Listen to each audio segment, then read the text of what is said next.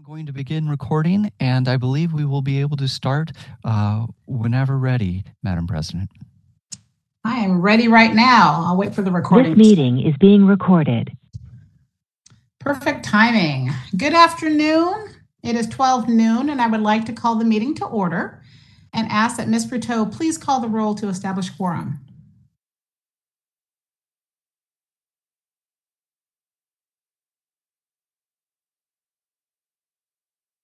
Ms. Bruteau, if you're talking, you are muted.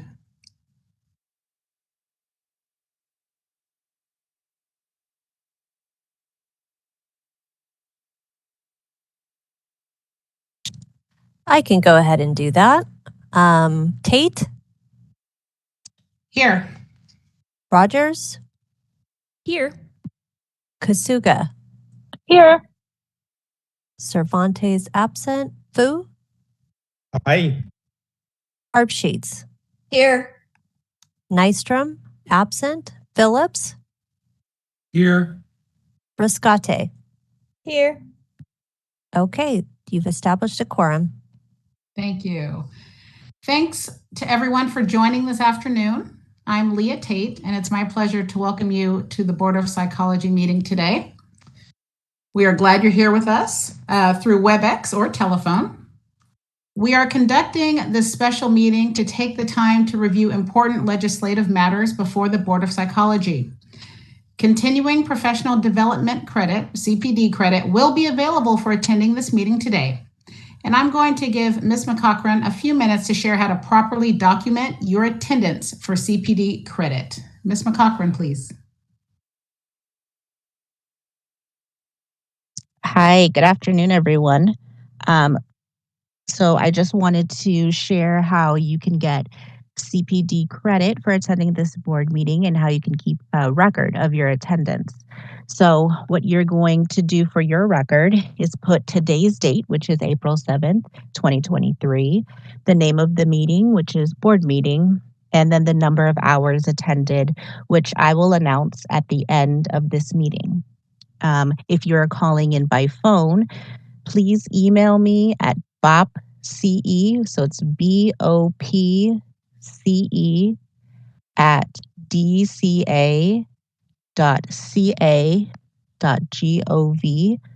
with your name and your license number and the number that you use to call in.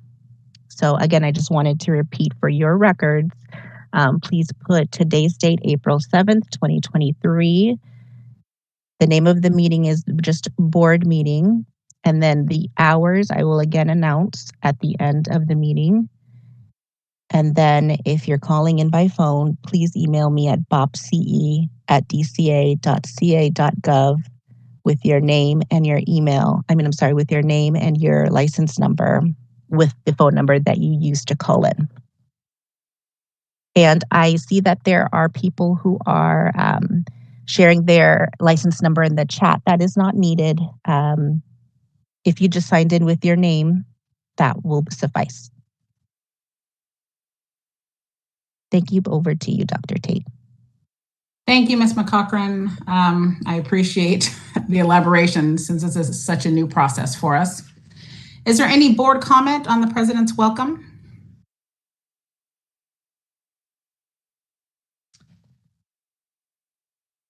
I do not see any board comment.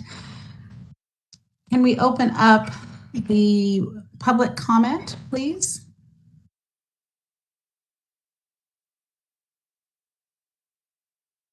We are now taking public comment on agenda item 2, Board President's comment. If you would like to make a comment, please type the word comment into the Q&A box, which will be opening momentarily. You should now see the Q&A box in the lower right-hand corner of the screen. If you are a dial-in user, please dial *3 to raise your hand, and we will call on people in the order we have requests. I see a raised hand from James Pacino. Bear with us just a moment. I'm going to send you a request to unmute your microphone.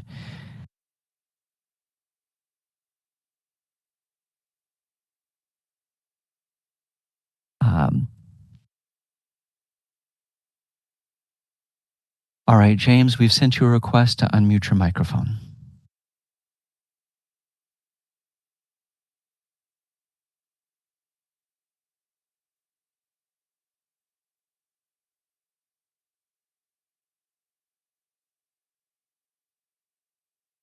All right, James, we're going to send you another request to unmute your microphone. And I'm going to pull up a technical slide to see if we can't possibly sort out any issues you may be having. We're going to give it just a little bit longer. And if anyone else has a question or comment, now is the time.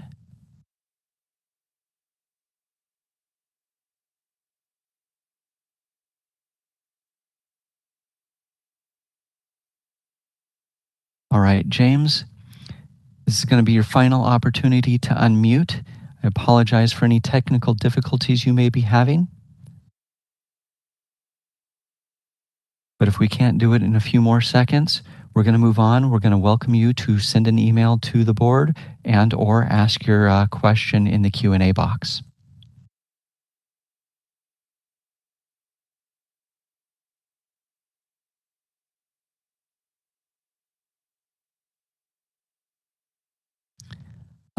For the person who is hearing multiple audios, I apologize. If you have multiple devices, such as a phone and a computer near each other, they could possibly be echoing off of the outputs. But I believe you are the only one experiencing that problem at the moment. James, I'm going to lower your hand now. If you have a question, please email the board or ask your question in the Q&A box. Madam President, would you like to return to the agenda? Yes, please. And thank you, Mr. Moderator. We're going to be moving on to agenda item number 3. This is public comment for items not on the agenda. The board may not discuss or take action on any matter raised during this public comment section, except to decide whether to place the matter on the agenda of a future meeting. Before I invite speakers to come forward for public comment, I would ask individuals making comments to not discuss the specifics, including names, as to pending complaints, pending licensing applications, or pending disciplinary actions that may come before the board for a decision. This refers to current and pending complaints and possible future complaints.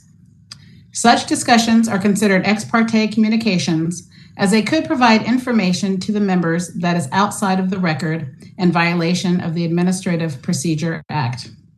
While there may be a desire to engage in further discussion with comments presented during this time, the board may not discuss or take action. This may give the impression we are not being responsive, but these procedures are critical to ensure the compliance with the Open Meetings Act and to avoid compromising the speaker's goals or the board's mission.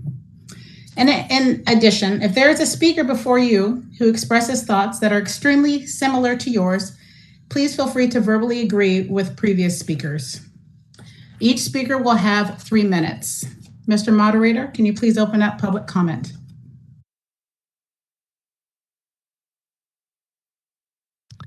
We are open for public comment for items not on the agenda.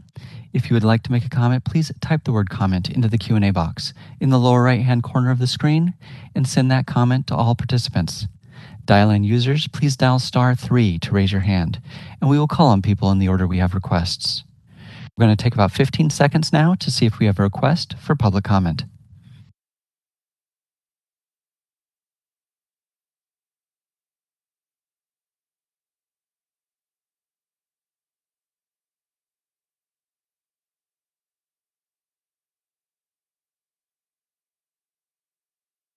Seeing no requests for items not on the agenda, would you like to return to the agenda? Yes, please, and thank you. We're moving on to item number 4, which is legislation for the 2023 legislative session, review and possible action. Dr. Cervantes is not here today, so I will be acting as Dr. Cervantes. But we will move on to 4A, and Mr. Troy Polk, please. Good afternoon, everyone. Agenda item 4A1. This is an informational item regarding the fee schedule or fee increase proposal. In April of last year, the board voted to accept the recommendation of the Budget Committee, allowing staff to provide a legislative proposal to the Assembly Committee on Business and Professions. At this time, the board has not sought an author for the proposed fee increase. Board staff has submitted the fee increase proposal to the Assembly and Senate Business and Professions Committees and the Legislative Affairs Division within the Department of Consumer Affairs. At this time, the board has submitted all requested information and documents to the Department of Consumer Affairs, Legislative Affairs Division, and the conversation between the department and the legislative staff are ongoing. Board staff will continue to monitor the proposal and will provide an update as soon as possible.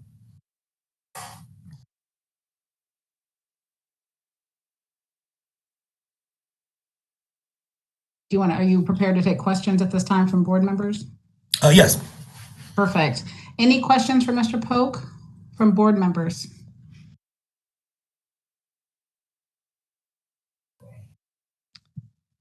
I'm not seeing any hands. Am I missing anyone?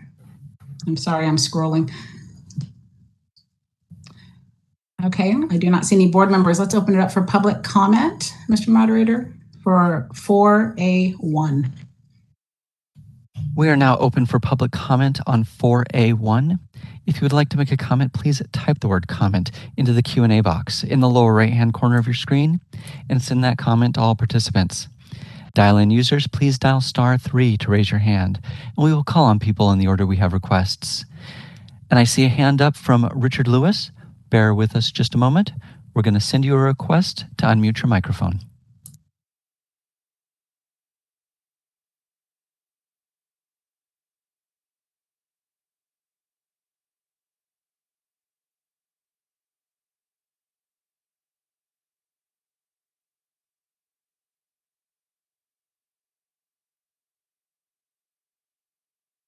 All right, Richard, we're going to send you another request to unmute your microphone.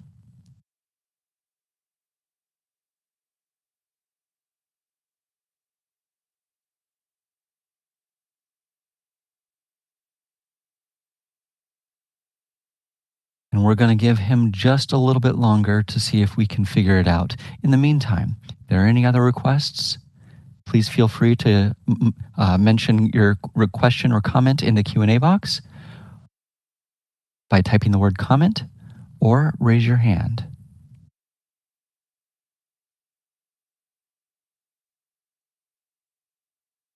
Richard, we're going to send you one final request to unmute.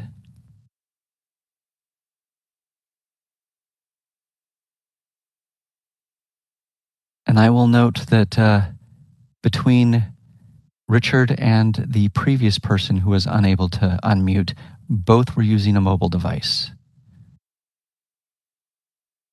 Don't know if this is a technical problem with mobile devices at the moment.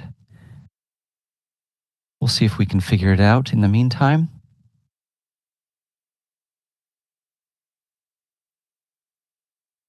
Richard, if you would like to ask your question or comment by email or type it into the chat or the Q&A box, please feel free to do so. In the meantime, Madam President, would you like to move forward? Yes. Yes, please. We're moving on to 4A2, and this is SB 887. Mr. Polk? Yes, thank you. This is an informational item as well regarding verification of coursework in SB 887. The board believed that the application process could be streamlined if statutes were amended to allow verification following review of a transcript that clearly indicated in the course title that the specific coursework, specifically to suicide risk and assessment and intervention and aging in long-term care, had been completed. The board believed allowing the department chair of the educational institution to act as an additional entity who could provide written certification in case the course title did not clearly indicate the completed coursework. In August of last year, the board voted to support the legislative committee's request to approve the proposed amendments and delegated authority to the executive officer to seek an author for the legislation. The board was notified that the Senate Business and Professions and Economic Development Committee had accepted the proposal. And on March 14th of this year, Senate Bill 887, titled Consumer Affairs, was introduced and is set for hearing in the Senate Business and Professions and Economic Development Committee on April 24th. At this time, I'm open for any questions. Are there any board members who have questions for Mr. Polk at this time?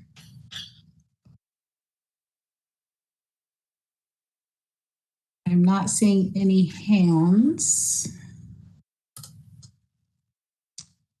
Mr. Moderator, can we please open up public comment for agenda item 4A2?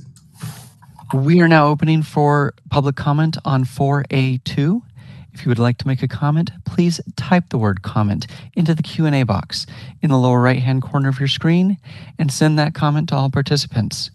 Dial-in users, please dial *3 to raise your hand, and we will call on people in the order we have requests. We're going to take about 15 seconds now to see if we have a request for public comment on 4A2.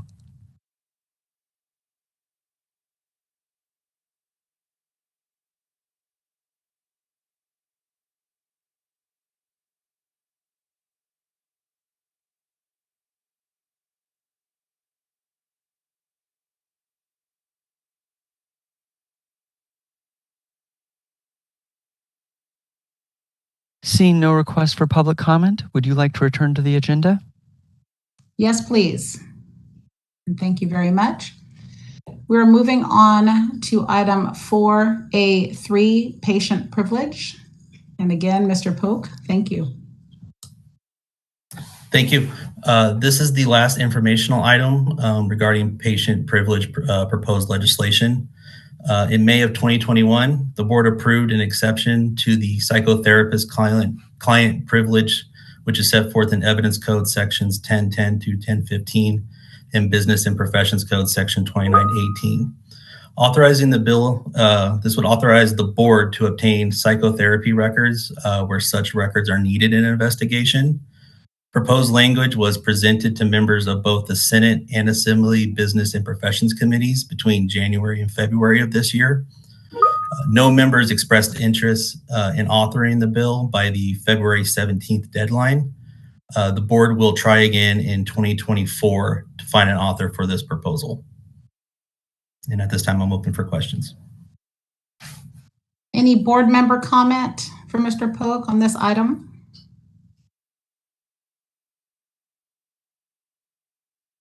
I do not see any hands, but I'm scrolling slowly.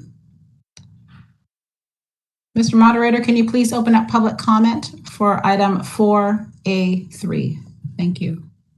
We are now accepting public comment on item 4A3. If you would like to make a comment, please type the word comment into the Q&A box in the lower right-hand corner of the screen and send that comment to all participants. Dial-in users, please dial *3 to raise your hand, and we will call on people in the order we have requests. We're going to take a few seconds now to see if we have a request for public comment.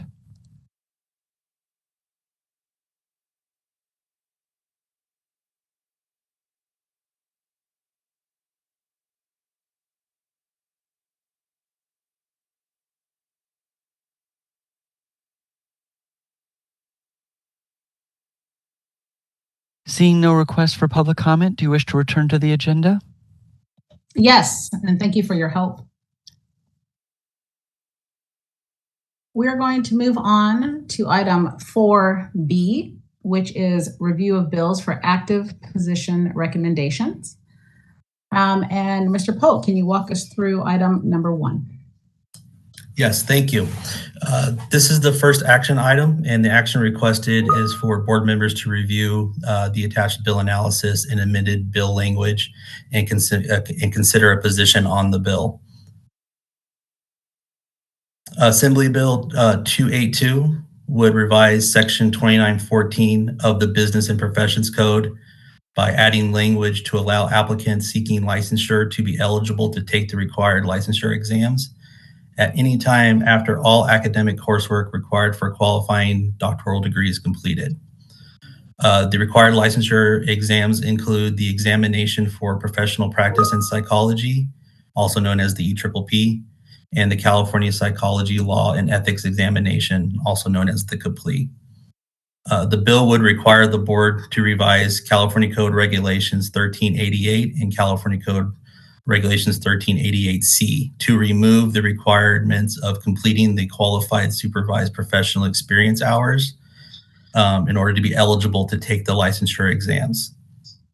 On March 21st, the bill was amended to add the phrase academic coursework and provide that academic coursework does not include participation in an internship or writing a dissertation or thesis. On March 28th, the bill was referred to the Assembly Business and Professions Committee, which passed with a vote of 18 and 0 no votes. And at this time, I'm open for questions or comments. Let's have board comment or questions for Mr. Polk on this item.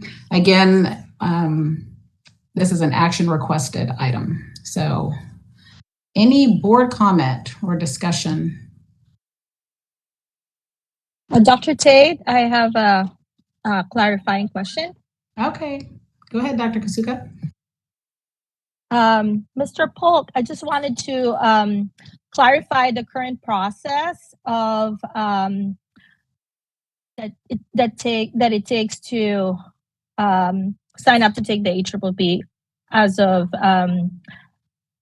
right now. So in order for an applicant to be eligible to take the EPPP test or the CAPLE afterwards, they have to apply for licensure and show they have the requisite coursework and SPE. And then once that's all reviewed, then they get approved by the board to apply for the test. Is that the current process? Yes, that is correct. In order for an applicant to be eligible to take the EPPP, they would have to submit their application for licensure along with the application fee.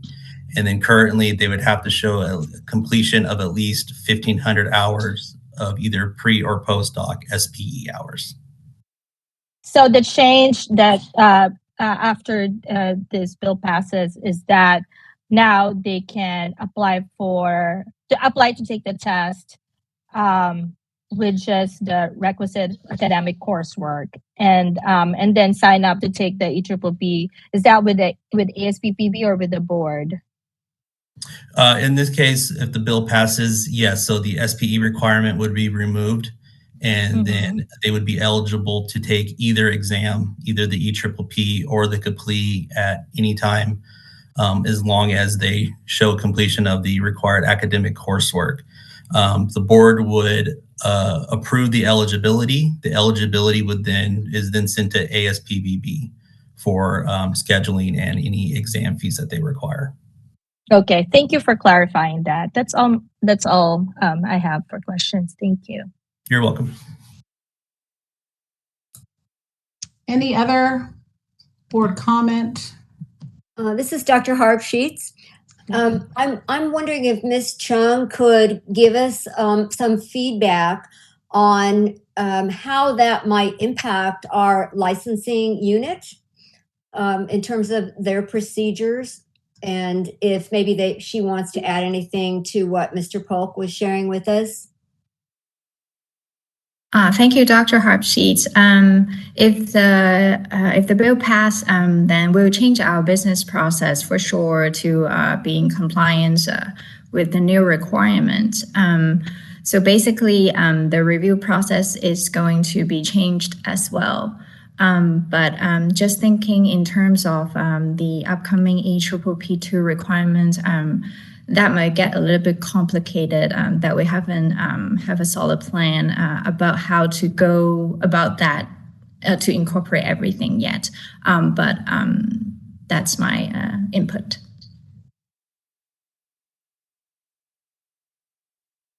Did that answer your question, Dr. Harpsheets?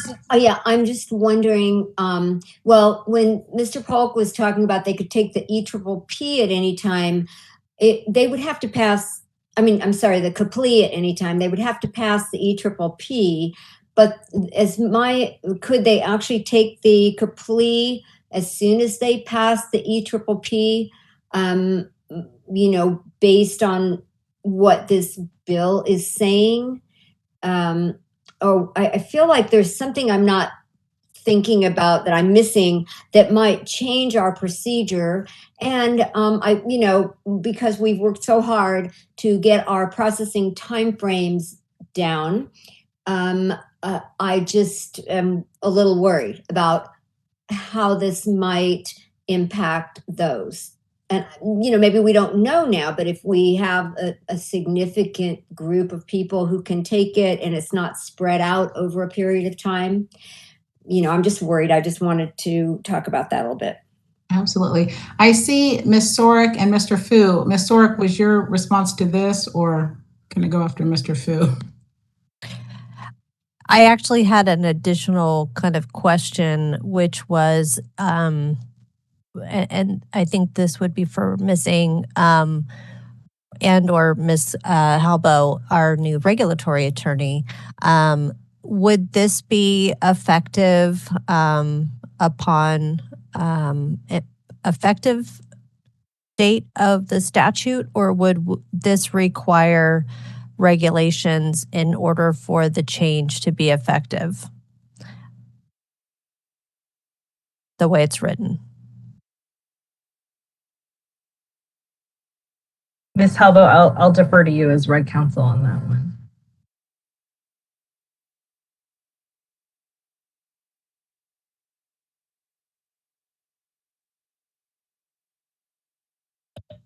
If you're speaking, you're muted.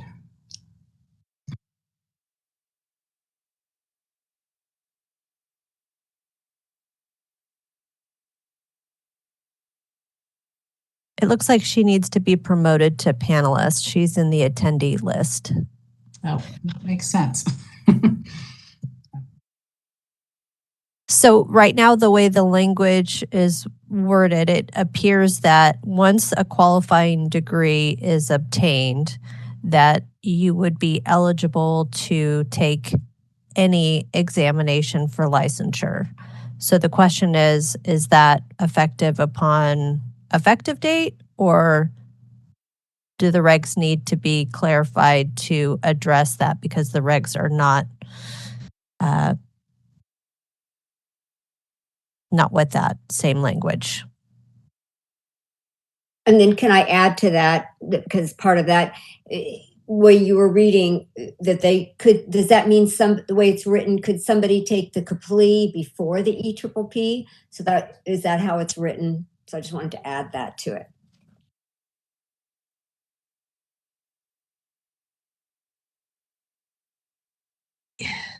This is Karen, and the bill should be clear with what you want. And it might be good to ask the sponsor if you want it to start at a set time. Normally, if the bill isn't clear, the regulations make it clearer. I'm just pulling up to kind of look at the language now. And if you can ask this question, then it's not clear enough.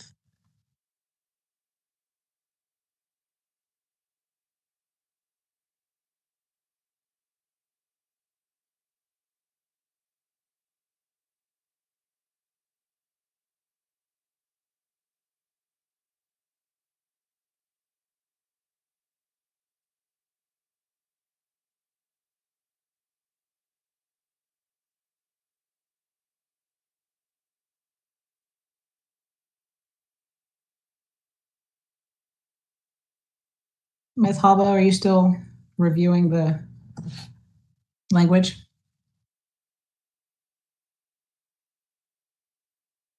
Yes, I'm looking at it. I hadn't been promoted, and so I didn't think I'd be saying anything this meeting. I understand. Thank you for being flexible. Sorry. Yeah. So which AB are we on? 282. Thank you. 282.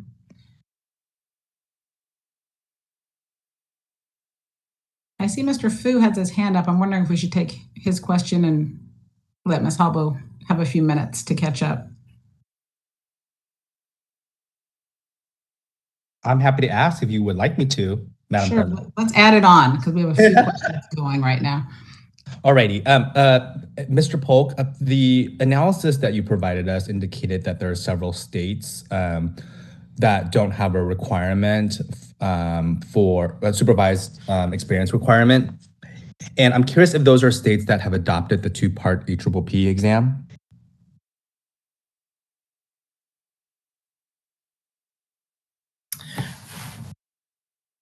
At this point, I'm not 100% sure if those states listed in the analysis are adopters of the EPPP Part 2.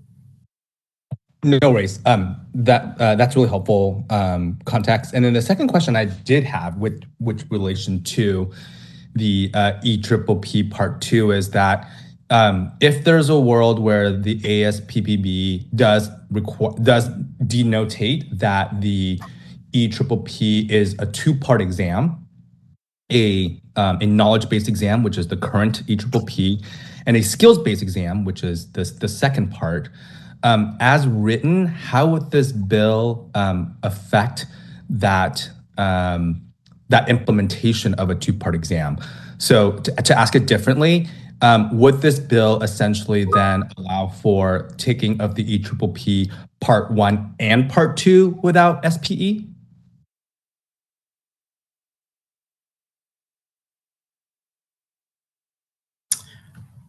I apologize. Could you say that last part again? Sure, no worries. No, excuse me, no worries.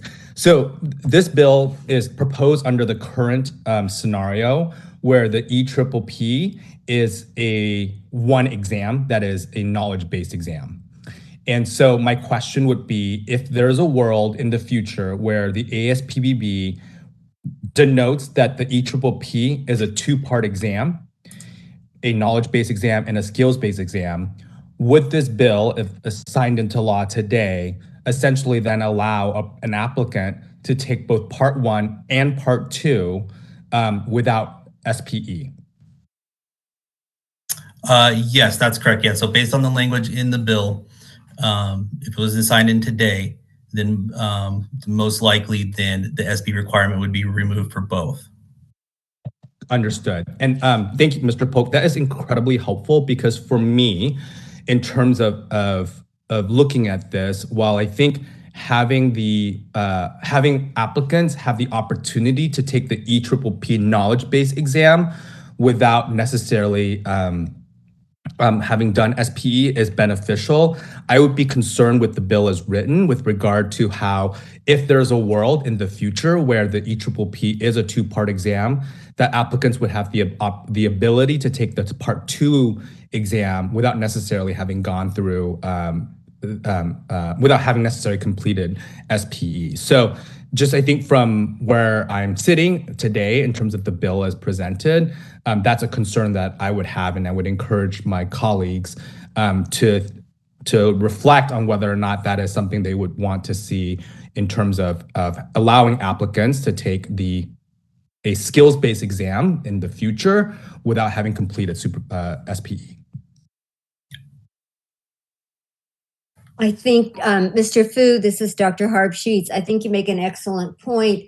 We've been concerned about pass rates on this exam, and I know potential licensees have expressed that concern. And somebody taking the EPPP2 without having SPE, that might increase the failure rate on the exam, which would be a big concern. Mr. Fu actually highlights my main concern regarding this bill is the SPE hours that would not have to be obtained to take the exam. So as written for me, this is a difficult bill. Madam Chair, Madam President. Yes. May I offer a potential to pass forward, because I do think that there's going to be a request from the legislature to have an opinion on this. Yes. And so I think there are two options here. And I think when we get to public comment, it'll be helpful to hear. I think the two pass forward would be a support if amended position. That is, that the board supports this bill if it's amended to include some language that if the EPPP becomes a two-part exam, that the SPE requirement still exists for the part two, or an oppose unless amended, which is I think conveys that we would be that we may be neutral on the position of whether or not a person can take the part one or the knowledge-based piece in the future, but we are concerned that it would have implications if they are able to take a skills-based exam without necessarily SPE. My recommendation, and I'm happy to make the motion, would be a supportive amended position, because I do think that I really want to make clear that the board is supportive of the intent of the bill, so that applicants who are nearer to their completion of their academic requirements are able to take the knowledge-based exam, and don't want to indicate that and oppose that we're neutral on that perspective, but I'm open to a discussion as well with my colleagues here. So Okay. if it's helpful, I can say supportive amended, that I moved that the board supports this bill if amended to include language that takes into consideration potential changes to the EPPP, and to delegate to the executive officer to work the language out with the legislative chair. Okay, so we have a motion. Is there a second? I second. This is Dr. Kasuga. Okay, a motion and a second. Any other board comment or discussion? Is it possible to have a comment as well? Dr. Tate? Yeah, no, you can comment. It's board time. Go ahead. Yeah, as part of the support if amended position, I just really wanted to emphasize our support for this bill in terms of the financial consequences or the financial effect of the applicants being able to take the test earlier and avoid income losses or wage losses by the delay of this very long licensure process. I just wanted to make sure that that's highlighted for our support position. And And this is Dr. Harpsheets. Could I know we wanted to hear back from Karen, because I wanted to clarify whether or not they could choose to take the CAPLE ahead of the EPPP, if the bill states that, or is open so that it doesn't discount or require they have to pass the EPPP as it is now before taking the CAPLE. I want just to get some clarification on that. So maybe Karen could give that to us. sure. Ms. Hallbill, are you back Yes. online with us? Yeah, and I'm trying to keep up on all of this. On the bill itself, on page 4 in lines 9 through 10, the key words here are where they're saying shall be eligible to take any. We don't have a restriction there. And if you wanted to put knowledge-based examinations required for licensure as specified by the board could then specify in regulation, it's the EPPP. And then if there's an EPPP-2 that comes along, that hasn't been specified as a knowledge-based exam. But the CPLE is about the legal restrictions. That's why I would suggest asking the amendment to have as specified by the board, so that you could say it's knowledge-based, but it's about the legal. So you want to be able to specify that it's the EPPP and not the CPLE. So maybe that's too far in the weeds, but I mean, specifically, that's the part of the language that you would want to have changed, to that the board that the statute is allowing them to take this exam without the SPE because it's a knowledge-based exam, but to put in as specified by the board keeps it so that if things are changed, you are specifying what it is they can take right away. Okay, thank you, Ms. Halbo. I have Mr. Fu and then Dr. Phillips. Thank you, Madam President. I actually want to go back to Dr. Harpsheet's question, which I'm not sure if Ms. Halbo answered. And so I just want to ask Dr. Harpsheet if the complete part of your question was answered, because the answer I heard from Ms. Halbo spoke more to the knowledge-based exam and the skills-based exam and not necessarily the complete. And I just want to check in if that answer. Yeah, I was thinking that she was saying that the CAPLE is knowledge-based. And, you know, again, I think that it is knowledge-based, but it's also skills-based because of the type of questions that are asked. And not having SPE could really make a difference. But it sounds like Ms. Halbo was giving us wording that would leave it to the board to decide which ones we felt comfortable with applicants taking as soon as the academic coursework is finished, which would give us the opportunity to talk and decide whether we thought the CAPLE should be they could take that first or not. I think that was what I interpreted. Understood, Dr. Harpsheet, and I'm happy to amend my motion to ensure that the complete occurs after SPE, but we'll defer to you in terms of whether or not you would seek that modification of amendment.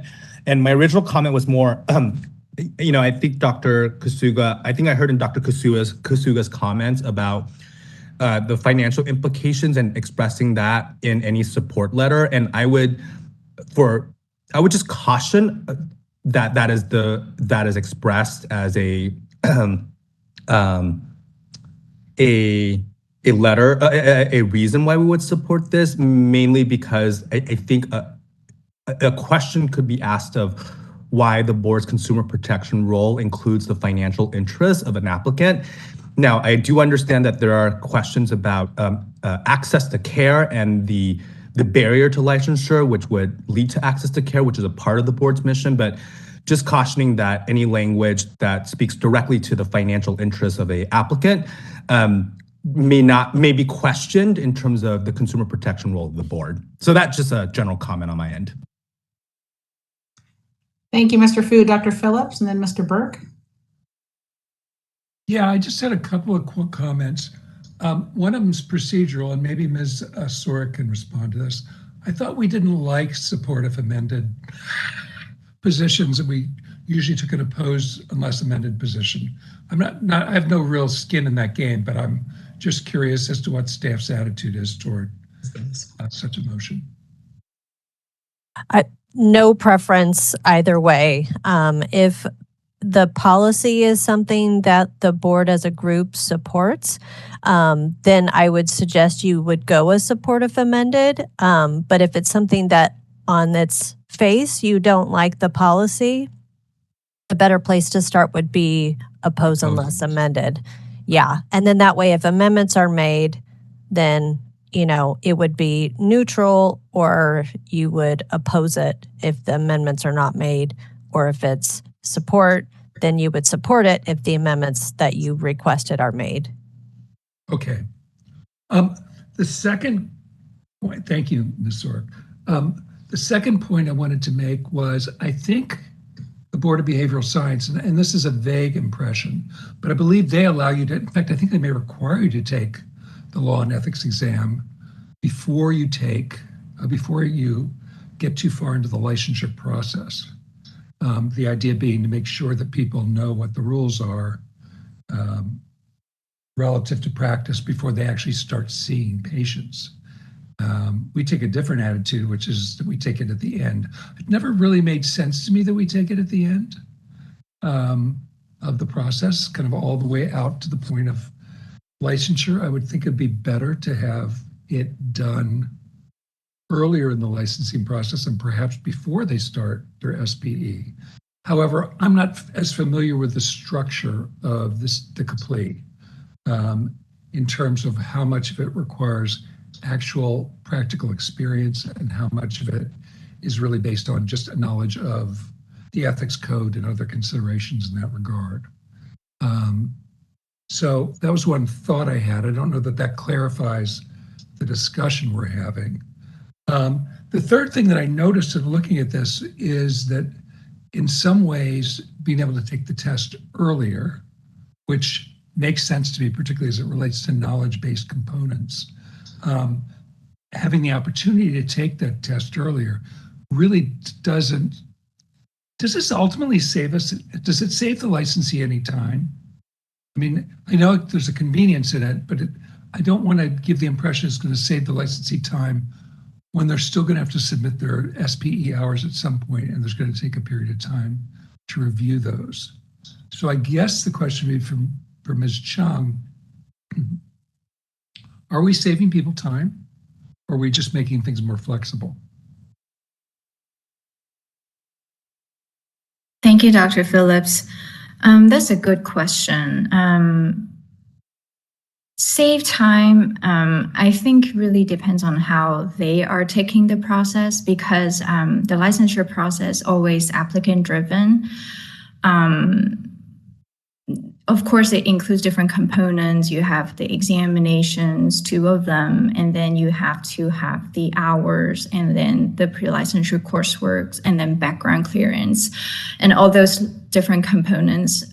Well, maybe saving them time on a little bit of the process, because it will still be up to the applicants to decide if they have obtained the eligibility when they're going to take the exam. So it's kind of like the current process, because right now we approve them the eligibility is also on their time frame when they take the exam. We have an eligibility period of 12 months, but that's up to applicants when they decide they want to take it. So I think that's my thoughts on saving time.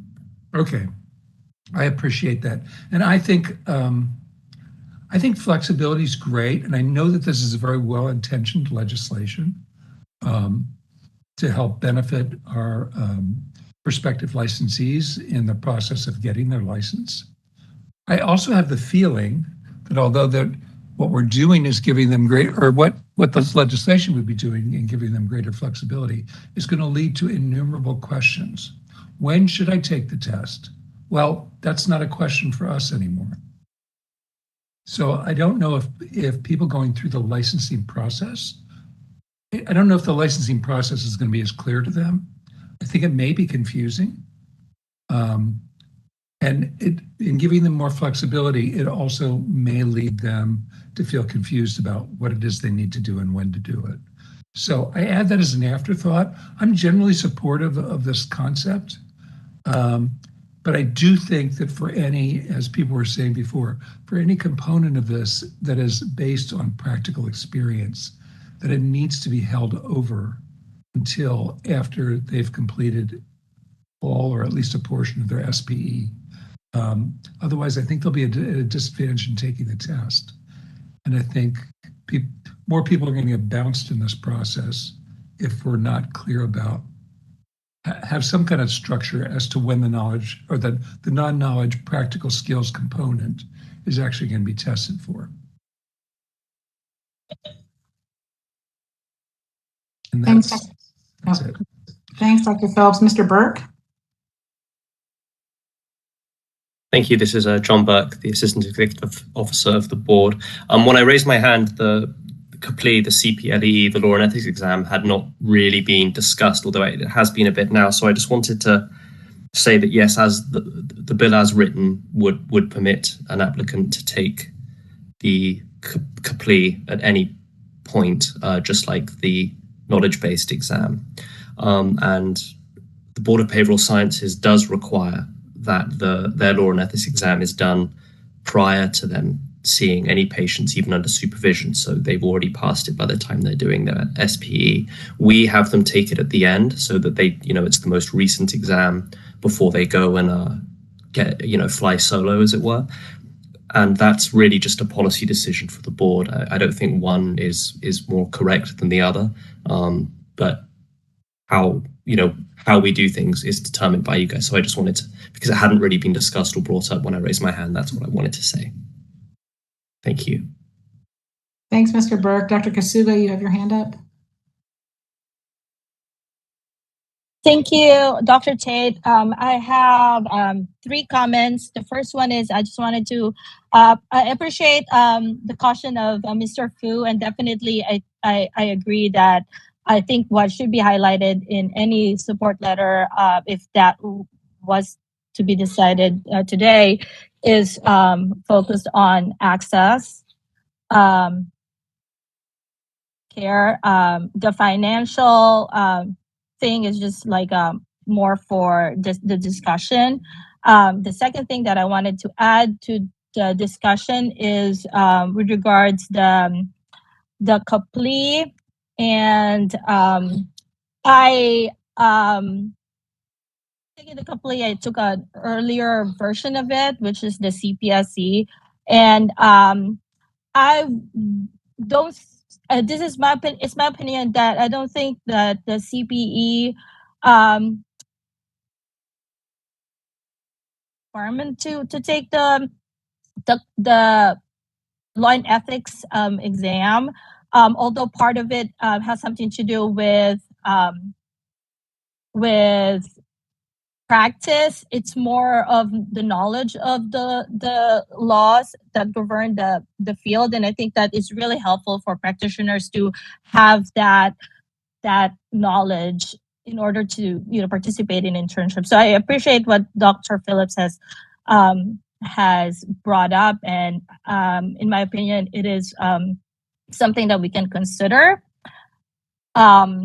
And then my last point is I just wanted to kind of like bring up that the EAAA ad hoc committee is meeting at the end of the month to just like make sure that that is brought up in the discussion. So that would lead us with more information as to the future of EAAA and in California and the board. So I know that at this juncture, there's a lot of things that are still unknown, but that would that is the next step for the board to take on, and that will happen towards the end of this month, April 28th. Thank you. Thanks, Dr. Kasuga. Dr. Phillips, you have your hand up. I do. And I guess I want to make the point I made earlier a little bit more forcefully based on the information that was provided by Mr. Burke, and also some of the discussion that Dr. Kasuga provided. Why aren't we giving the law and ethics exam before they ever see a patient? It doesn't make sense to me that we'll wait all the way through the training experience. I know that people are being supervised, and I know what we're trying to, or what's being attempted to do with this legislation is to make this process as flexible as possible in order to allow licensees to get through the licensing process more smoothly. But I don't know that we can just rely on supervisors to put a check on whether people are engaging in legal or ethical behavior. Being a supervisor myself, you're not with the people 24/7, so you don't know exactly what they're doing in the room. And if they can't spot an issue, they certainly don't know how to handle an issue. And that's not to undercut the efficacy of law and ethics professors like myself who teach in graduate programs. But that seems like that should come at the beginning. So I know that's raising like a whole nother issue, but I think this somehow the flexibility approach sounded really great when I first heard about it. I really got the kind of purpose behind it. But the more I think about it, the more confusing I think it is. And obviously we're going to have to get clarification if we're going to move forward with the supportive amended position as to see the EAAA2, because that second part of the EPPP2 is clearly cannot be taken, I would think, until all of their practical experience, just for their own benefit. So it can be asking how to apply principles to specific situations. And I think that's going to be very difficult to do before they've had some more experience under their belt. But the ultimate point of the board, obviously, is to protect consumers of the state of California. If we're waiting on the CPLE, or allowing people to wait on the CPLE till at any point in the licensing process, I think we're doing consumers a disservice. So on that note, I will stop speaking. Thanks, Dr. Phillips. Dr. Harb Sheets. Yeah. Okay. So I would just offer a counterpoint with what Dr. Phillips just said. I think that, as you mentioned, Dr. Phillips, that we are relying on the supervisors to monitor the legal and ethical behavior of supervisees, and that having also taught the advanced law and ethics to graduate students, it was my sense that the CPLE was sort of this final, okay, we just want to give one more check that you really get it in these more complicated situations that you have to sort through. So it was like that, sort of that final stamp that says, okay, we feel you're safe to go out there. So that's how I was looking at it. And I think a point could be made on both sides, certainly. But I guess we were counting quite a bit on the supervisors to keep an eye on what was going on and to help the supervisees learn to sort through the kinds of questions that are probably presented on the CPLE, those very much more difficult situations. Thank you. Dr. Phillips, your hand is still up. Is that another comment or? No, that's just a lazy hand. Okay. Any other board comment before we open up public comment? I'm scrolling through. Okay. Mr. Moderator, can you please open up public comment? Absolutely. We are now open for public comment on the motion. If you would like to make a comment, please type the word comment into the Q&A box in the lower right-hand corner of the screen and send that comment to all participants. Dial-in users, please dial *3 to raise your hand, and we will call on people in the order we have requests. We're going to take a brief second here to give a mobile device. Attendee Ann, can you unmute and speak to us? Push the button on the pop-up to unmute, and I am now speaking. Wonderful. We hear you. Thank you for verifying that mobile devices can unmute. You're welcome. All right. Public comments. Dr.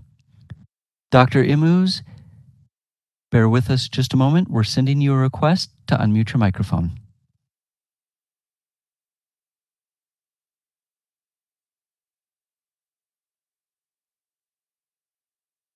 I'm speaking. Yes, go ahead, Yes. please. Thank you. I like this conversation around when the CPLE could be taken. I kind of had never thought of that before. As you know, we have very rigorous policy and procedures in relationship to law and ethics at CDCR. And they are obviously commensurate with law, with state and federal law. And I think it would be for us now helpful for our organization to have the CPLE earlier in the process. I'm not speaking for the department per se, although I think this could be something that we could be discussing here at headquarters. And it does make sense to have this law and ethical basis of knowledge prior to seeing patients or earlier in the process. Thank you. All right, thank you. Next, we have Dr. Elizabeth Winkleman. Bear with us just a moment. We're going to find you on the list here. If you're able to raise your hand, that's helpful.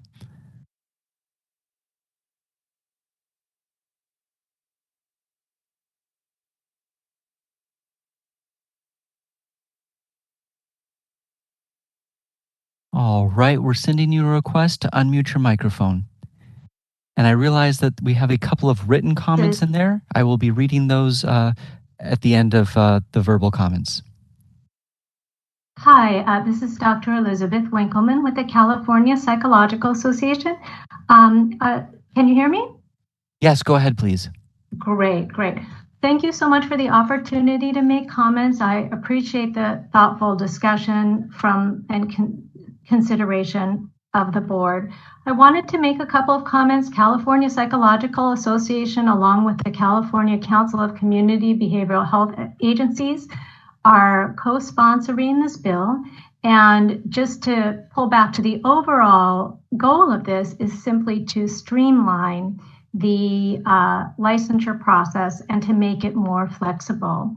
It would not affect the actual requirements to be licensed or water them down in any way. It would just make it more flexible for people to be able to just apply once to be eligible for exams. In terms of saving time and streamlining, as it stands right now, there are 2 applications. So at this point, it would just be one for the EPPP and one for the CPLEE. And I don't want to use up my time, so I'm going to try to move quickly. I wanted to mention also that the ASPPB currently has recommended, as they plan to introduce the EPPP2, that the time for taking the EPPP1 be shifted to the point of knowledge acquisition when all of the foundational coursework is completed and prior to or during internship. So they're wanting to move that up. And I think in terms of the concerns about, and there is no EPPP2 yet. So I think that can potentially be addressed as it comes on board. And also, I believe that the ASPPB has said you would have to pass the EPPP1 before you would take the EPPP2. But if an applicant was just said that they were eligible from the board via this law, this new bill, if it were passed, then you would just be going through the ASPPB's process for taking 1 and 2. And in terms of when an applicant is ready, I think that there's a great argument to be made that psychologists who are psychology trainees who are advanced graduate students can determine when they are ready to take each test and when is going to be the best time for them to take the EPPP and the CPLEE, and everyone would still be required to pass it. Some people have a lot of clinical experience before they finish all their SPE, and some don't. And no one would be required to take it at any earlier time. It would just simply be streamlining and giving flexibility in what's a very rigorous and long licensure process. And also, I would be glad, we also have other CPA staff at this meeting here, our executive CEO and our government relations director. So if there are any questions specifically about the bill and the intent, and we would be glad to answer any questions if that would be helpful. So thank you. All right, thank you. Next, we're going to go with Alyssa Cohen, followed by Patricia O'Neill. So Alyssa, bear with us just a moment. I see that you're a dial-in user. You may need to dial *6 in order to unmute. Good afternoon. Are you able to hear me? Yes, go ahead, please. All right, we're going to try that again. We were able to hear you, Alyssa. Please dial *6 to unmute. How's that? Yes, go ahead, please. Hear me now? Okay. Thank you so much for taking my comment. And thank you, Dr. Winkleman, for speaking. I do want to follow up on that. And I appreciate you saying that folks can make that decision for themselves as far as the timing of choosing when to take the exams. As someone, I'm a licensed psychologist myself, and someone who has spent many years tutoring and coaching folks preparing for licensure for the EPPP and the CPLEE, both in California and the EPPP across the nation. Actually, I've worked with folks in all different states and in Canada and some of the territories as well. I've seen individuals' growth and their abilities, and understanding where they're at educationally, where they're at in their preparation for the exams. And for many people, taking the EPPP, for instance, right after graduate school, right after that structured educational period, could actually be a benefit to them.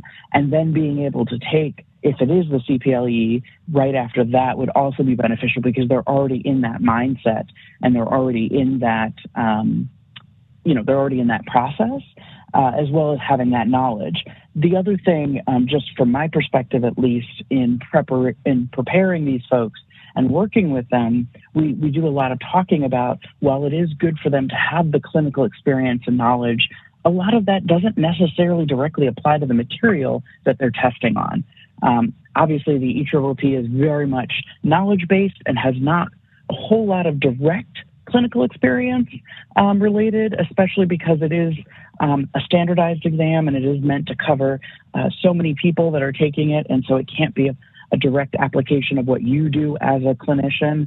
And as far as the CPLE, sometimes that also remains true, that a lot of it is directly what does the law or ethics state for California. And so we always relate it back to that versus what is the individual's experience themselves. So regardless of whether they have the SPE done or not, they can be able to take this exam and do well with it, regardless of that full breadth of years of experience postgraduate work or not.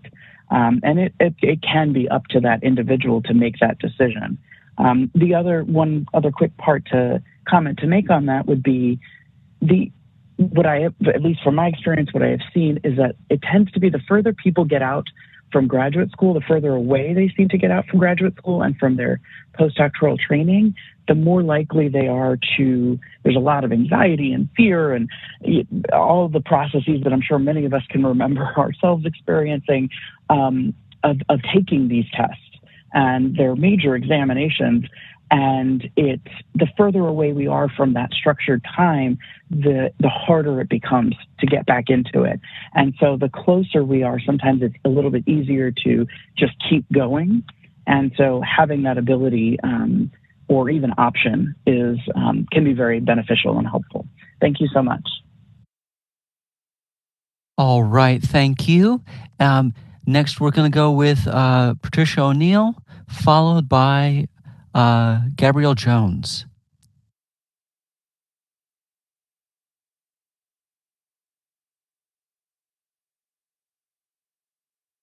Patricia, we've sent you a request to unmute your microphone.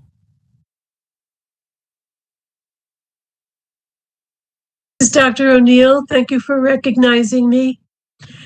I want to take the position of maximum protection for the consumer right now.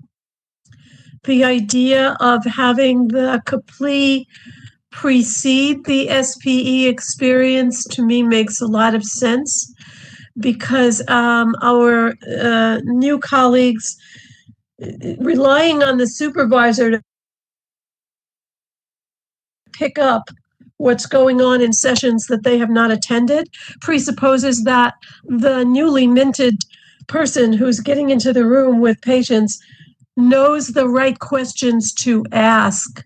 And I think that the law and ethics portion of things is critically important for the welfare of the patients. The second thing is, I cannot imagine in a world that has a two-part EPPP that the skills portion of the EPPP, should it come to pass that there would be such a thing, and I'm very much in favor of that. I can't imagine why we would permit people to take that test before they've had any SPE. Is not the SPE experience where we acquire our skills and hone them? I know it was for me. So I want to I'm in the I think Dr. Phillips has made the good points and the right points here. And I'm concerned about allowing a skills portion of the EPPP to precede the SPE experience. I'm very concerned about that on behalf of patients. Thank you. Thank you. Next, we have Gabrielle Jones, followed by Jolinder Crow, and then I'll be reading a couple of comments for people. Bear with us just a moment, Gabrielle. We're going to send you a request to unmute your microphone. Can you hear me? Yes, go ahead, please. Thank you so much. I want to echo, I appreciate what Elizabeth has mentioned as well as what Alyssa has mentioned. And I just want to come at this from a financial standpoint.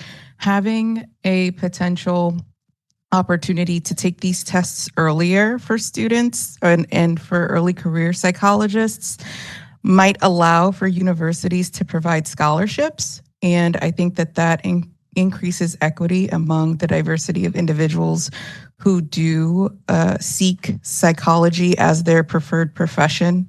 So that's just something that I wanted to add as a potential consideration. Thank you. Thank you. Next, we're going to have Jolinder Crow. And for the two written comments, if you would like me to read them, I will happily do so. If you would like to say them yourself or elaborate, please raise your hand or type comment into the comment box. All right. Bear with us just a moment, Jolinder Crow. I'm going to see if I can find you in the list. If you raise your hand, that is helpful.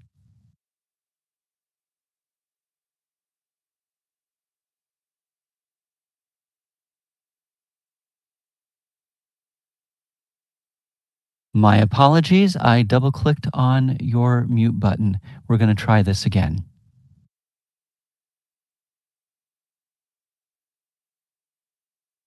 Hi, can you hear me now? Yes, go ahead, please. Okay, thank you. Hi, I'm Dr. Jolinder Crow. I'm the Chief Executive Officer of the California Psychological Association. I wanted to just follow up Dr. Winkleman's comments with a couple of other pieces of information that might be useful to the board.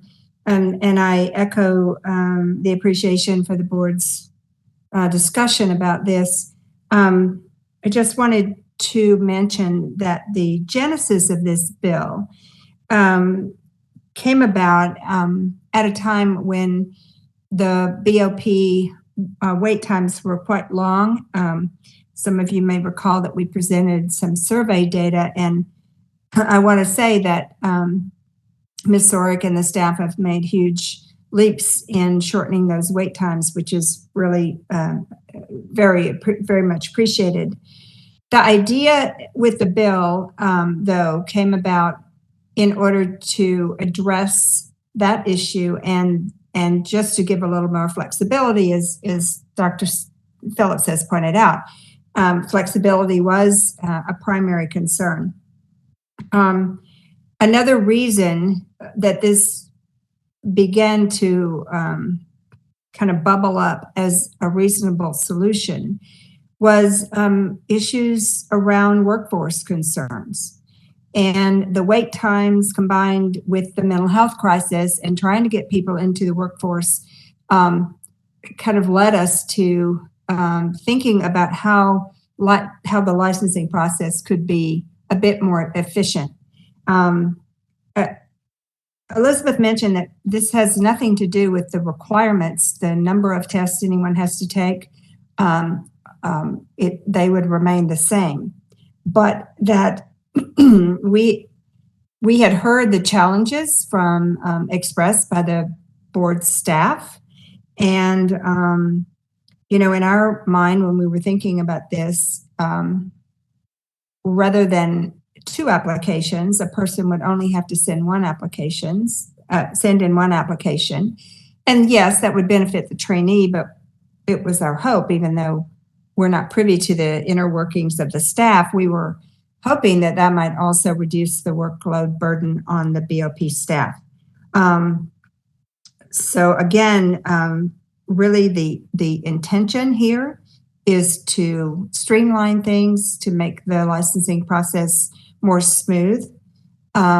to get people through the licensing process quicker and into the workforce. And we agree that we do think that licensing that candidates for licensure, trainees at the senior stage of their training, have enough kind of experience and knowledge about what the requirements are to make their decisions about when they feel ready to take the exams. This does not dictate that anybody has to take an exam at any particular time, but that someone might want to take the exams closer to when they finish their coursework. Some may not. Some may choose to wait a little bit. But that is our intent with the bill. I would ask the board members to consider that when you're considering your position. This has had a lot of support in the legislature so far. And it would, of course, be great if the Board of Psychology could support the bill as well. But we're happy to take your comments and appreciate them and, take them under consideration as the bill moves through the process. So thank you. Thank you very much for the conversation. Thank you. All right. Next, we're going to hear from James Pacino before we read the written comments. James, I'm sending you a request to unmute your microphone.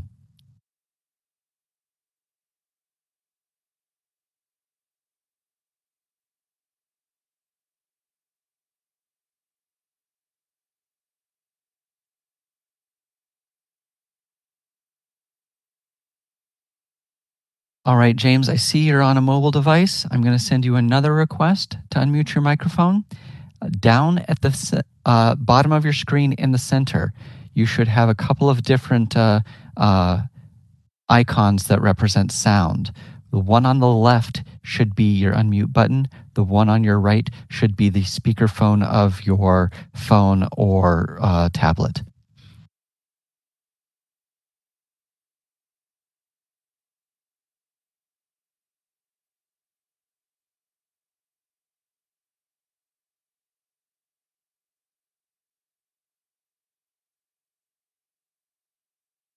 All right, James, I've sent you another request to unmute your microphone. I'm going to go ahead and read the next comment. If I see that you've unmuted during that time, just stay unmuted and we will address you as soon as possible. First written comment comes from Tammy Keesley, Dr. Tammy Keesley. Can we shift the order of the CPLEE and the EPPP so candidates can take earlier exam in either order? And taking the CPLEE isn't dictated by passing the EPPP.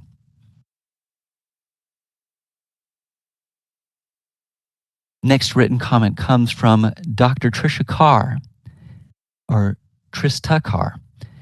The comment reads, all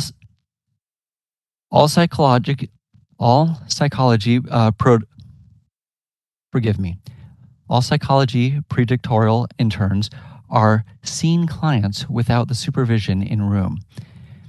Why would there be a need to force a time frame upon the postdoctoral residents as to when they have to take their law and ethics exam?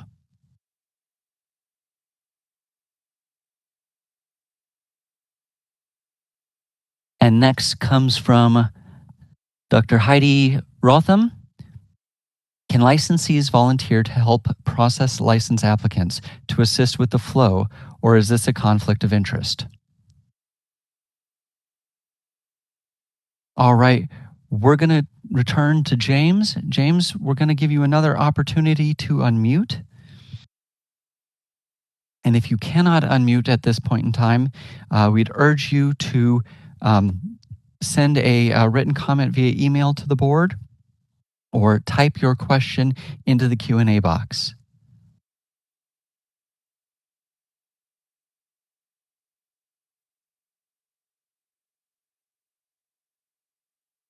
All right, James, I apologize if you've been having any technical difficulties. We're going to move on.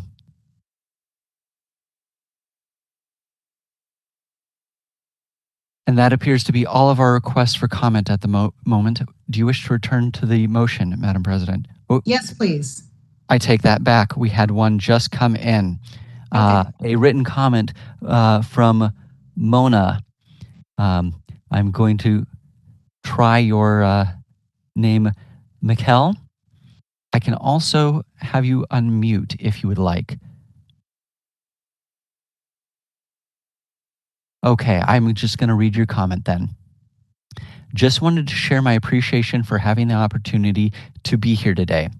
I'm embarrassed it took me the note about CPD credit to trigger my curiosity to attend today. It has inspired a renewed appreciation for constituents, ensuring the quality of our field is maintained. All right, thank you for that. And let's just take one last scan here.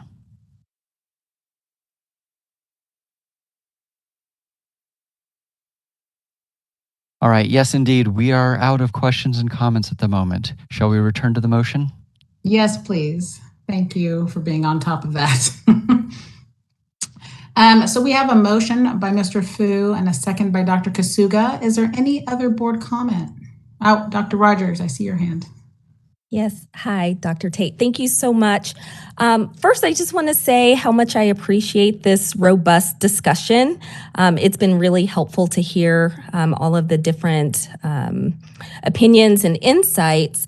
And as we've been talking about this, my mind just keeps landing on the issue of consumer protection and how these changes may or may not affect that. And it's hard to really know how consumer protection may be affected if these changes are put into place. I did have a question. I heard Drs. Winkleman and Dr. Joe Lindercrow talking about with this bill, applicants would submit one application instead of two, so I understand that piece. But I'm just curious about how that might change when the EPPP2 goes into effect, especially if we're talking about whether or not applicants would be eligible to sit for the EPPP2 before obtaining SPE. So I guess my question is, once the EPPP2 goes into effect, would this bill sort of cover both of those such that applicants would only have to submit one application, or down the line in 2026 and moving forward, would applicants eventually have to submit one application for the EPPP1 and the CPLE, and then submit a second application for the EPPP2? So I was just curious about this bill, if we're just talking about how things stand present day with applicants having to take the EPPP1 and the CPLE, or are we talking about this covering EPPP1, CPLE, and EPPP2? And again, thinking about how all of this might impact consumer protection now and on down the road. Thank you. Thanks, Dr. Rogers. If I'm not mistaken, I think Ms. Halbo was saying that if the way it's written specifically can give the board that power. Am I processing that correctly? Ms. Halbo? President Tate, yeah. The issue is, as it's written right now, the board doesn't get to decide when you take which test. And under Business and Profession Codes 2941, the legislature originally put in that applicants have to pass whatever exam is required by the board, so that the board is timing that. And it seems to me this goes from being that the board controls this and makes sure consumer protection occurs to Ledge is just saying, once you're through your academic, you can take whatever test. It's broadly written. So my earlier prescription or suggestion was to say, limiting it to a knowledge-based tests as specified by the board. That allows the board the deliberative process around where they want to have the CPLEE occur. And yet allows this to go forward so that if the board feels that the EPPP is the knowledge-based test that people can take right away, it can be specified in regulation. It's just, as it stands now, it's written really broadly. And the boards that I've represented like to try to not have too much of what they do put into statute so that there's flexibility. I mean, you have the EPPP getting changed right now, and in 5 years, there may be different changes. So if it's specified by the board, you maintain the ability to be able to move quickly on it with regulation versus having to go to the legislature. Perfect. Thank you for the clarification. Dr. Rogers, did that help? Yes, that's helpful. Thank you so much. And I see Ms. Sorick, your hand is up as well. Hi. So I was just going to kind of throw a possible option out there for, I know Mr. Fu has a motion to support if amended on the table, and based on the discussion today and providing an opportunity for a more deliberative process to understand when each exam should be taken and how many applications or what that process looks like. If we can define that, I will say as a sneak peek, we do have some draft regulations that will be presented for consideration to the EPPP ad hoc committee later this month. And I believe Dr. Kasuga will speak a little bit to that later. But that will come before the board at the May meeting. So I'm wondering if the language were to be amended to say as specified by the board at the end of that one section. And I'm just, apologies, scrolling down to the language. So it is on page 4 of the bill. So in the combined document, it's page 105. So it says, as documented by a written certification from the registrar of the applicant's educational institution or program, shall be eligible to take any and all examinations required for licensure. If you just put a comma as specified by the board, then we can lay out what that process looks like in regulation, and we're already working on that. So just another thought to consider for the board. Thank you, Ms. Sorick. Any other? Oh, Dr. Harp-Sheets. There you go. Thanks. I just wanted to express my thanks for all the public comment and the perspective that helped me to gain on the usefulness of taking the CPLE earlier in the process. That's all. Thank you. Dr. Rogers? Yes, hi, Dr. Tate, thank you. I just wanted to say thank you to Ms. Sorick for pointing out the piece about how we could have the bill amended with that specific language on line 10 on page 4 of the bill. That was really, really helpful and illuminating. Thank you. Okay, I don't see any other hands up, but I'm going to scroll slowly. So, Mr. Fu, you have a motion. Did you want to amend that at all? I'm happy to amend it, but I will say, and I'm curious for both Ms. Ang and Ms. Sorick's opinion on this, is that I think the original motion said to delegate to the executive officer and to the chair of the Legislative and Reg Affairs Committee to iron out what that language is, so long that it reflected the will of the board in terms of the concept of the conversation thus far. And I wanted to check with Ms. Ang and Ms. Sorick if you feel like, Ms. Sorick, you've made that suggestion, but does the motion provide you that level of discretion in consultation with Dr. Cervantes to do that without having to modify the motion?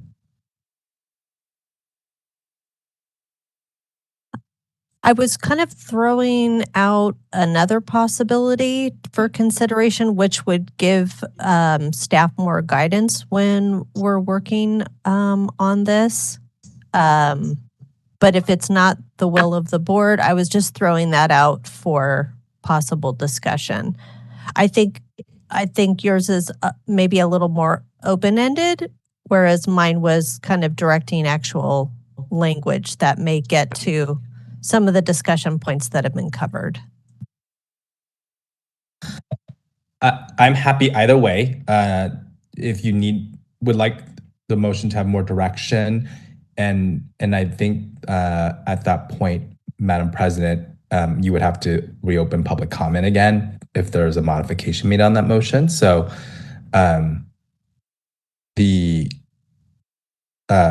so I'm happy to modify that with Ms. Sorik's comments, if that's helpful. Mr.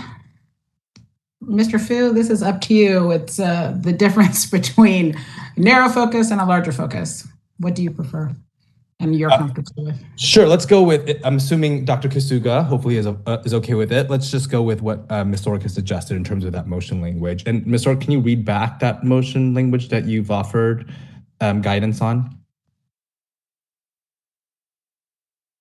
Sure.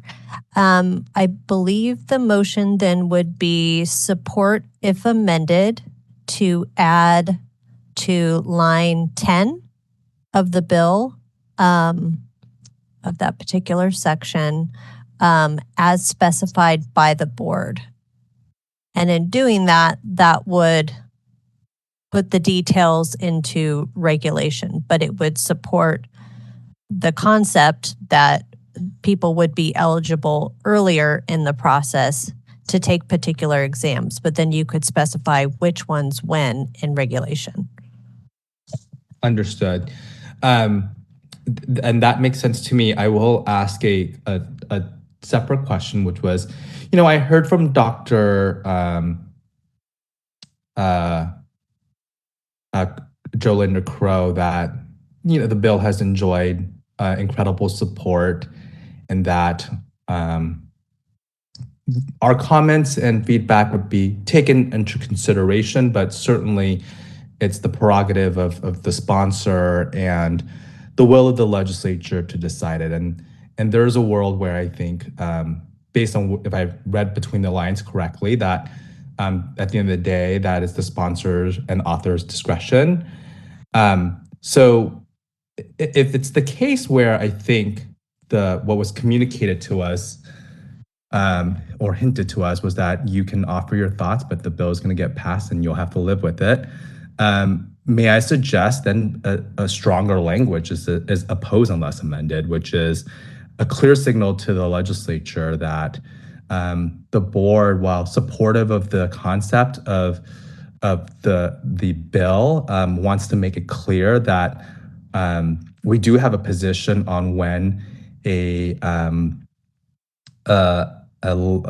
potential applicant is able to take certain parts of a EPPP exam and the complete exam, which I think becomes a clear signal from us that this is not a nice to have if the language is included, but this is a must have for us from our perspective. So I'm open to making my motion oppose unless amended with the language that Ms. Sorik referenced, but and I'll stop there and see if there's a second. How does that sound? I would love to second that.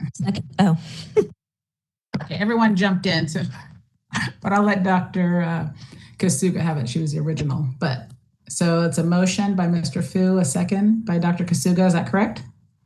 Correct. Just wanted to, I hear you. Have it known. Thank you. Any other? Oh, Dr. Phillips, you have your hand up.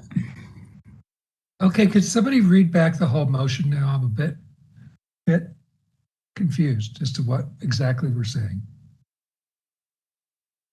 Mr. Fu and Ms. Sorik. Sure. I think the position is that we oppose this bill unless amended with the language that Ms. Sorik said in terms of insertion of a line. And Ms. Sorik, you want to offer that line up in the bill? Sure. So on page 4, line 10, we would just add onto examinations required for licensure, a comma, and as specified by the board. Okay. I'm wondering, from the point of view of the sponsors of the bill, whether this doesn't kind of thwart their purpose. On the other hand, I think it is important for protection of consumers that we keep some control over the licensing process, particularly if we're giving serious consideration to moving the CPLE up earlier in the process. I'm not saying we're going to do that, but that may be what we decide. Yeah, and I will add, I've said it once before, but I do want to make this point.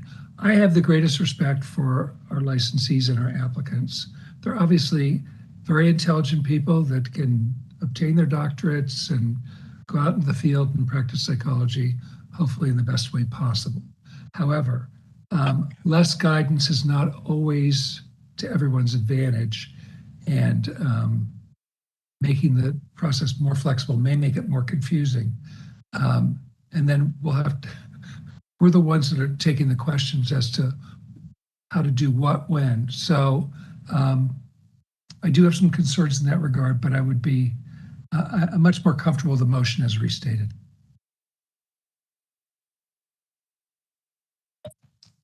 Thank you, Dr. Phillips. Is there any other board comment? Oh, wait, I see a hand. Oh, Dr. Phillips, is your hand? Okay, thank you. Ms. Moderator, can we please open up public comment? Certainly. This is the moderator, and we're opening up the public comment section. If you'd like to make a comment on the new discussion on the new motion. And as a reminder, in the chat session, we have listed instructions for how to get your continuing professional development hours. So if you'd see that. Are there any, I do have a request or a question from Patricia O'Neill. Patricia, would you like to unmute and let us know your comment? Let's see, one moment. And Patricia, I'll go ahead and go ahead. In the understanding that what we're discussing here, whether our board, the psychology board, should support this bill, I'm thinking that for me, I would like to communicate more directly with the people who are sponsoring the bill to lobby for a better, maybe I shouldn't say that, but for me, it feels like a better for patients, for consumers, as Dr. Phillips has mentioned. And I think that I'd like to go beyond this meeting to my legislators. So should it be the state senator? Maybe assembly. And I will leave that to board staff if you choose to address that question now. This is Antoinette Sorek. I'm sure Dr. Linda Crow would invite any input as sponsor of the bill. And then this is an assembly bill, so I think someone mentioned you would contact the assembly. You would want to contact the author, Assembly Member Aguiar Curry, if you wanted to contact the author of the bill. All right. And our next raised, let's see, we have a comment request from Joe Linder Crow. And Joe, I'm going to send you a request to unmute again. Thank you for your patience.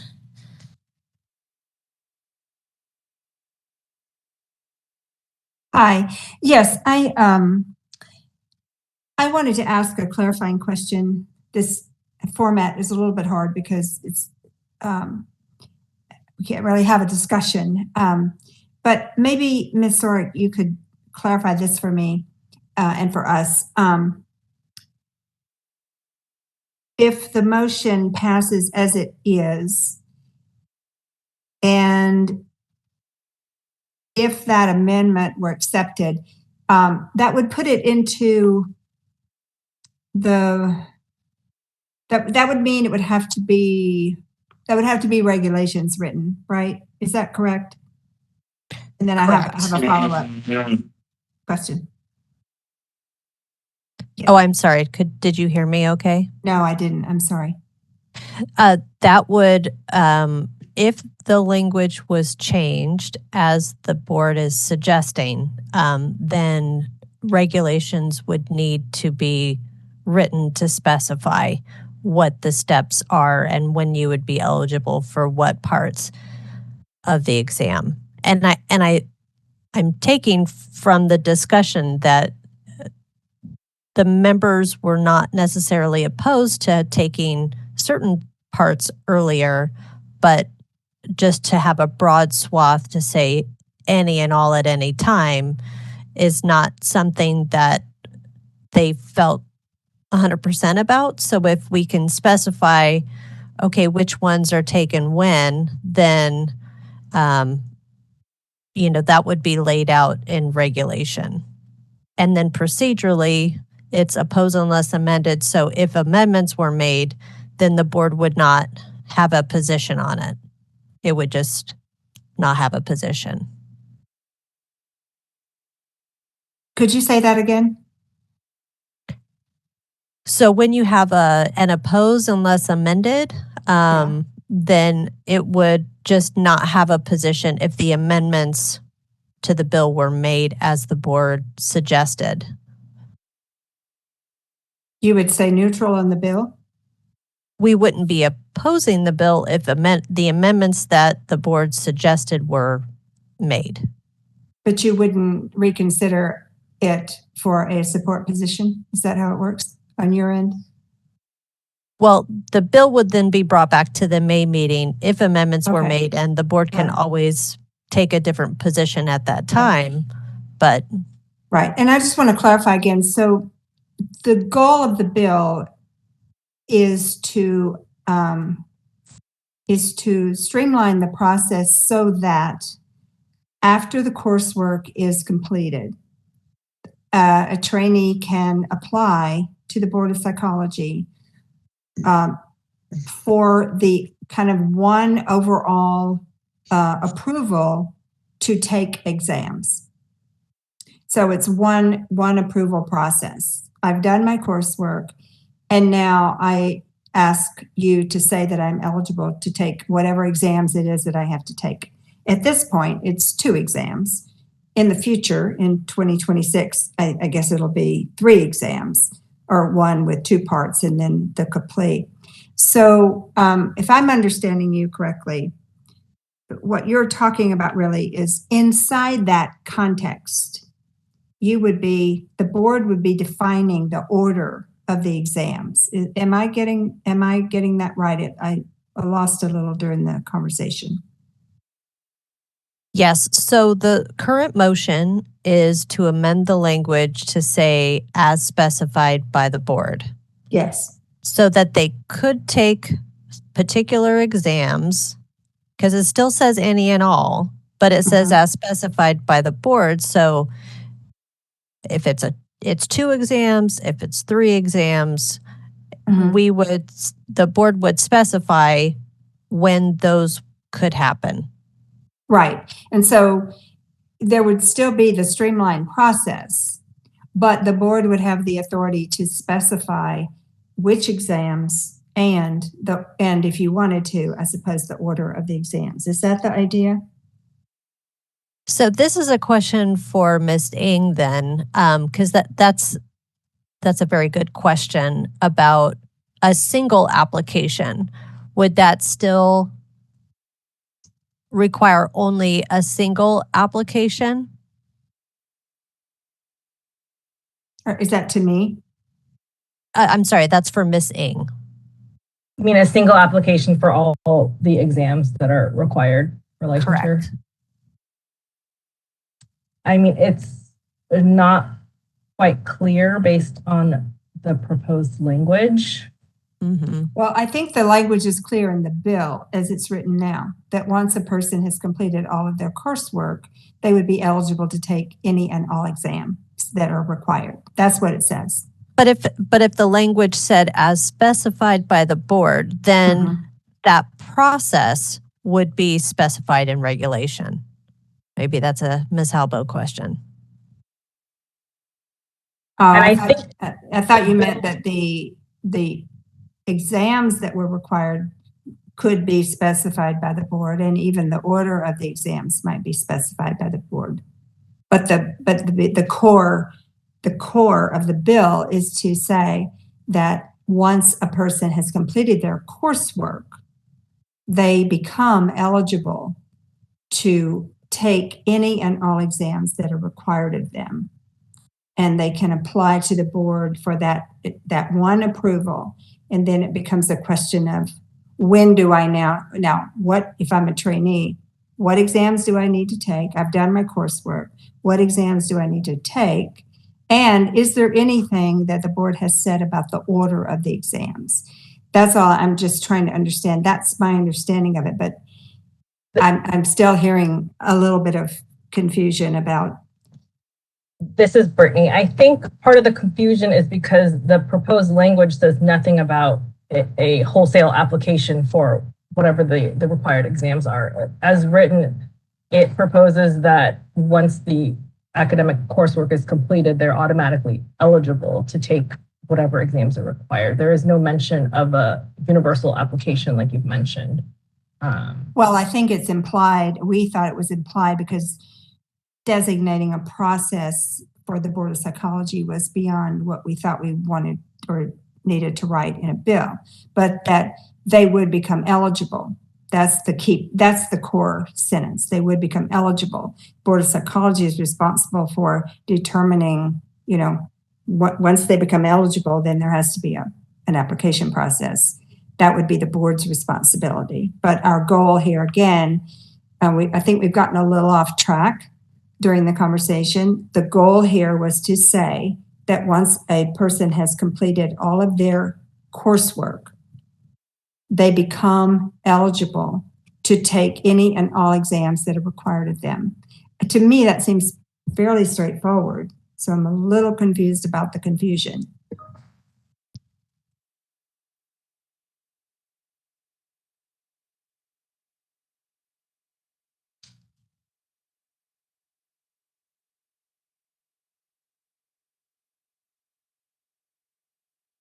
Madam President, may I say something? This is Seiran. Go ahead, Mr. Fu. I see Ms. Halbo, your hand's up too, but go ahead, Mr. Fu. I just want to be clear that there are unintended consequences of the articulated goal in the legislation. And those unintended consequences are in relation to a future where there might be a possibility where the EPPP is a two-part exam, both a knowledge-based exam and a skills-based exam. And I think what I've heard from my colleagues, and that I certainly expressed, is that the board does see a role for itself in determining eligibility for when you take the part 2 exam, if that future of a two-part exam materializes, and also a world where we think there's a role for us in determining when a person should take the complete exam. I think what I'm also hearing is that I think we're supportive of the goal of having applicants take the exam when they feel ready for the knowledge-based exam. So I'm certainly not confused as to the goals of the legislation, but I am concerned about the unintended consequences of those goals as articulated in the language proposed before us. Okay, thank you. Thanks for taking my question. Ms. Halbo, did you have a comment?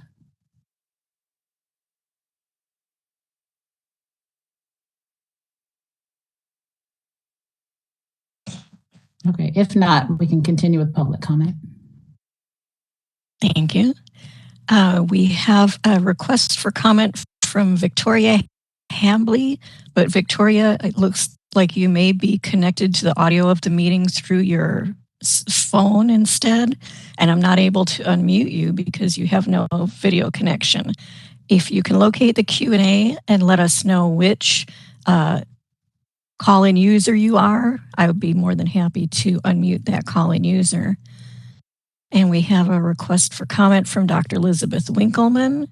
And Dr. Winkleman, I'm going to send you a request to unmute your microphone.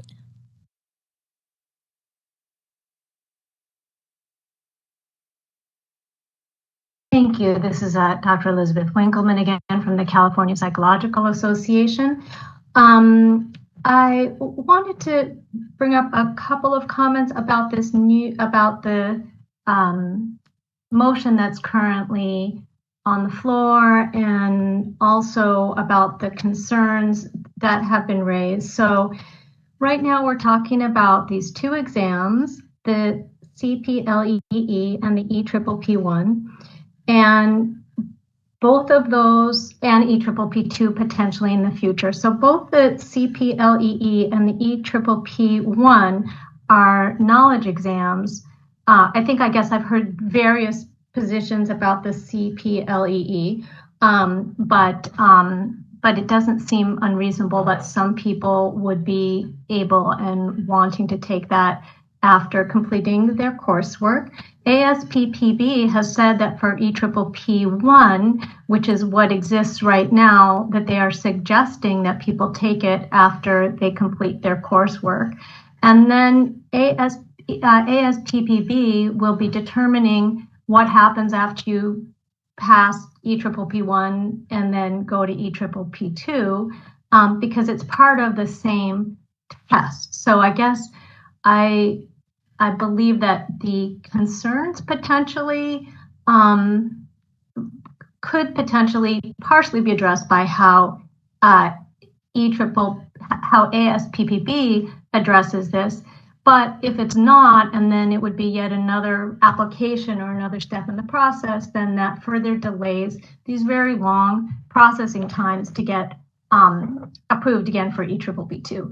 All that said, I hear a lot of concerns by the board, and I wanted to offer a suggestion because I'm still hoping and that you might consider supporting if amended, or a support position or not opposing, is consider providing guidance instead of regulating when people would take the exam, the various exams. In other words, if this bill were to pass and people had that streamlined and more flexible licensure process regarding the examinations, the board could develop guidance as to when they would suggest that people and recommend that people would take the various exams in order to maximize their readiness to take the exams, maximize their appropriateness of the timing. And that's just an idea I wanted to throw out because no one else had mentioned it,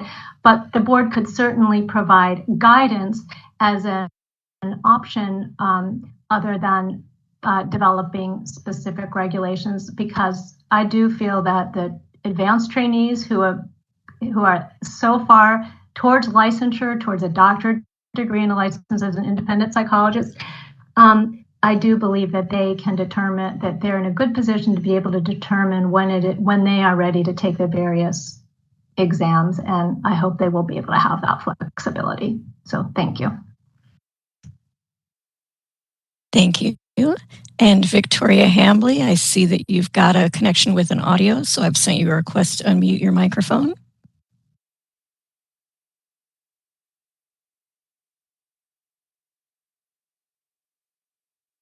And Victoria, you should see a pop-up on your screen saying unmute me.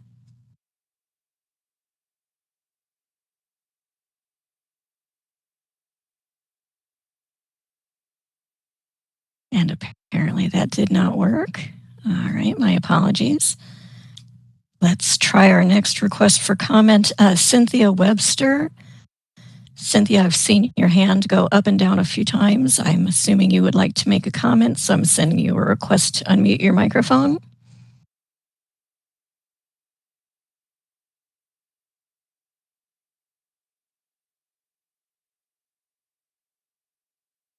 And And Cynthia Webster, you should see there you go. Looks like Cynthia Webster is not there. Okay. All right. Let me try Victoria Hambley. I'm going to send you one more request.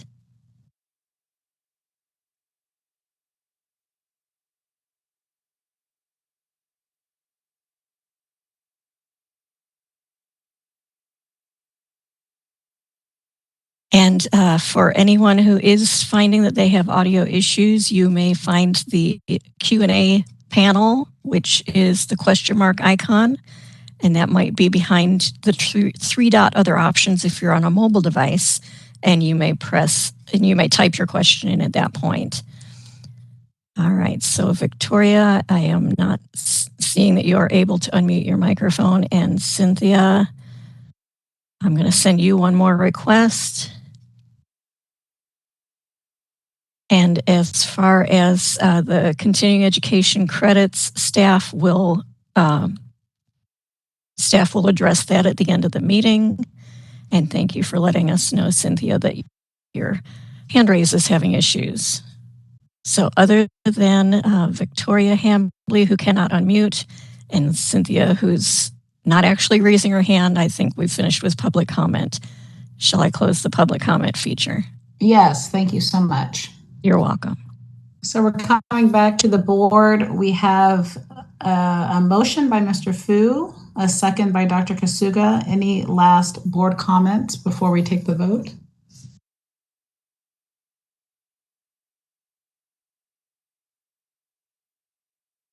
Yes, I just want to, this is Mr. Fu real quickly if they aren't here. I just want to clarify one comment or one, I just want to clarify what I heard and state that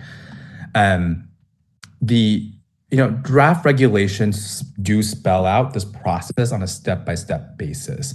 And so the regulations and the process of drafting regulations, which requires a thoughtful, open, stakeholder, collaborative effort, it is set up for us so that, and us being not just the board, but also our stakeholders interested in consumer protection, to think through what that step-by-step looks like. And so one of the things with the motion before us is to make clear that the board is interested and would love to have a conversation about that step-by-step process in the regs process, and that the expression of the board's conversation so far is that there is an openness to having some parts of the process be available earlier on, and to have a constructive conversation through the regulatory process on that front. So that's the comment I just wanted to make, and would ask my colleagues for an aye vote. Thank you, Mr. Fu. Dr. Phillips? And I think one of the things we can consider in that process, if it's workable, is to try to go to a single application, so that there's less steps to take, less processing time that has to take place. However, if we're talking about making the EPPP2 contingent on all or part of the SPE, I think there's probably going to have to be, and Ms. Chung may be able to better answer this, I think there's still going to have to be another step in the process. But I think the general idea of giving maximum flexibility as best we can is a good one, and I'm supportive of the idea. Thank you, Dr. Phillips. Any other board comment? Dr. Phillips and Mr. Fu, both of your hands are still up. Okay, I do not see any other board hands. Ms. Bruteau, can you please call the roll? Kasuga. Aye. Fu. Aye. Harb Sheets. Aye. Phillips. Aye. Riscate. Aye. Rogers. Aye. Tate. Aye. Thank you. Thank you. Motion passes. We're going to take a 15-minute break. It's 2:00. When we return at 2:15, we'll take up agenda item 4B2. Thank you. Madam President, I just want to state that I will be taking a little bit of a longer break, and I will be returning at 3, depending on when, where you are in the agenda, and we'll keep in touch with the executive officer on that piece. Oh, thank you, Mr. Fu.